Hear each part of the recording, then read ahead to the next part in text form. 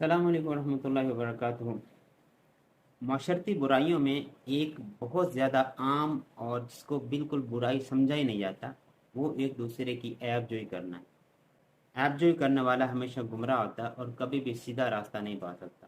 اس لیے کوشش کریں اپنے آپ کو دوسروں کے عیبوں سے محفوظ رکھیں، اور اگر کوئی آدمی آپ سے دوسرے کے عیب بیان کر رہا ہو، اس کو بھی اپنا ہی عیب سمجھیں، کیونکہ کیا پتہ کل کو وہی عیب آپ کے اندر بھی پایا جائے۔ تو ہمیشہ اللہ تعالیٰ کی خفیہ تدبیروں سے بچے رہنے کی دعا کرتے رہیں اور کوشش کرتے رہیں۔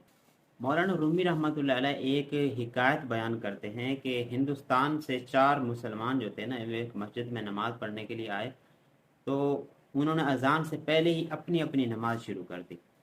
وہ نماز پڑھ ہی رہے تھے کہ اوپر سے مؤذن جو تھا اس مسجد کا وہ بھی داخل ہوا۔ ایک نمازی نے کہا کہ ارے مؤذن، کیا تم نے ابھی تک اذان بھی دی ہے؟ دوسرا جو نماز پڑھ رہا تھا اس نے کہا ارے تم نے بات کر لی ہے، تمہاری تو نماز ختم ہو گئی۔ تو تیسرے نمازی نے کہا کہ ارے عقل کے اندھے، تم نے بھی تو بات کر لی ہے، تمہاری نماز بھی گئی۔ اب چوتھا جو تھا وہ خاموش کھڑا تھا، اس نے کہا الحمدللہ میں تمہاری طرح کنویں میں نہیں گرا۔ تو مطلب یہ ہوا کہ ان تینوں چاروں نے ایک دوسرے کی عیب جوئی کی، اور اسی وقت وہ عیب انہی کے اندر بھی پایا گیا۔